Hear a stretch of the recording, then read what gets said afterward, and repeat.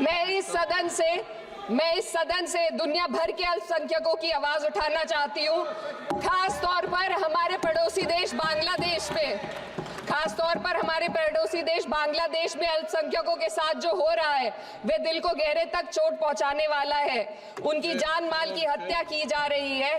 बांग्लादेश हो या हिंदुस्तान हो या कोई और देश, अल्पसंख्यकों की सुरक्षा, इज्जत और अधिकारों की हिफाजत हर सरकार की सबसे पहली जिम्मेदारी होनी चाहिए। श्री इकरा चौधरी जी। धन्यवाद सभापति महोदय, आपने मुझे इस विशेष चर्चा पर बोलने का मौका दिया।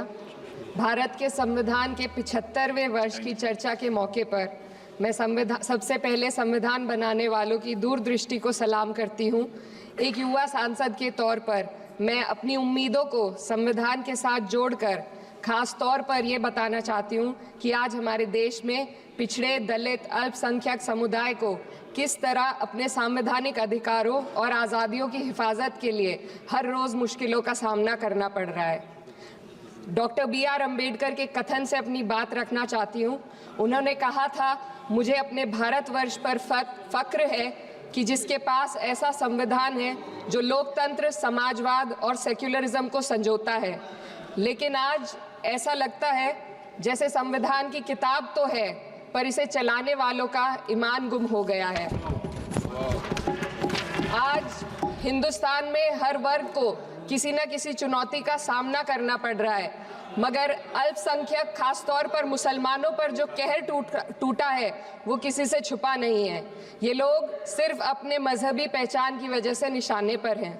संविधान का अनुच्छेद 15 कहता है कि किसी भी नागरिक के साथ धर्म, जाति या किसी और वजह से भेदभाव नहीं होना चाहिए, लेकिन हकीकत इसके उलट है। हालात इस कदर बिगड़ चुके हैं कि hate speech, mob lynching, bulldozer द्वारा घरों को गिराने की घटनाएं आम हो गई हैं। खास तौर पर उत्तर प्रदेश में, जहां ऐसा लगता है जैसे कानून के नाम पर जंगल राज चल रहा हो।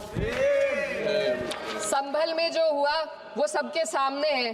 पुलिस के संरक्षण में निर्दोष लोगों की हत्या की गई और सरकार ने चुप्पी साध ली। अल्पसंख्यकों पर हिंसा बढ़ती जा रही है, मगर सत्ता में बैठे लोग या तो आंखें मूंदे हुए हैं या फिर इन घटनाओं को बढ़ावा दे रहे हैं।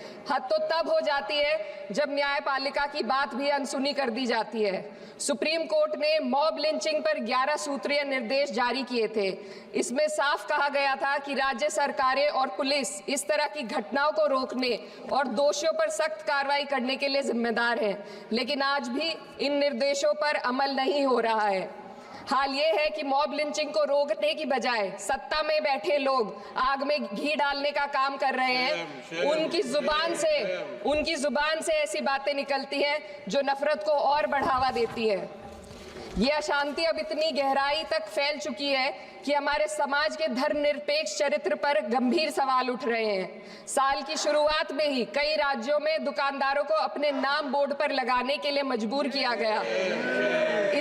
इसे सेहत और सुरक्षा के कानूनों का हिस्सा बताया गया, मगर असल मंशा कुछ और थी। ये कदम खास तौर पर मुसलमान दुकानदारों को निशाना बनाकर उठाया गया ताकि उनकी रोजी रोटी पर चोट की जाए। पिछले हफ्ते मुरादाबाद में एक मुस्लिम डॉक्टर को हिंदू बहुल्य मोहल्ले में घर खरीदने पर विरोध झेलना पड़ा। वजह बताई गई कि इससे मोहल्ले की सामाजिक शांति बिगड़ जाएगी। अब आप ही बताइए, क्या ये वजह सही है, जायज है? असल में ये छोटी बड़ी घटना इस बात का सबूत है कि सांप्रदायिकता को बढ़ावा देने वाले बयान और नीतियां हमारे समाज को अंदर से खोखला कर रही है। उत्तर प्रदेश में यति नरसिंहानंद ने बेहद घटिया बयान दिया, लेकिन सरकार इन बयानों पर कोई कार्रवाई नहीं कर रही। हेट स्पीच न केवल जनमानस के विचारों को प्रदूषित करती है, बल्कि इससे अब संवैधानिक पदों पर बैठे लोगों को भी प्रभावित कर दिया है। अभी हाल ही में माननीय उच्च न्यायालय इलाहाबाद के माननीय न्यायाधीश ने ऐसे बयान दिए जिसका संज्ञान खुद सुप्रीम कोर्ट को लेना पड़ा। संविधान के अनुच्छेद 29 और 30 ने अल्पसंख्यकों को उनके मजहबी और सांस्कृतिक हक दिए हैं ताकि वो अपनी पहचान को बचा सके और अपने संस्थान चला सके, लेकिन आज उन्हीं हकों पर हर तरफ से चोट की जा रही है। वक्फ जैसे बिल लाकर उनके धार्मिक अधिकारों को छीनने की कोशिश की जा रही है।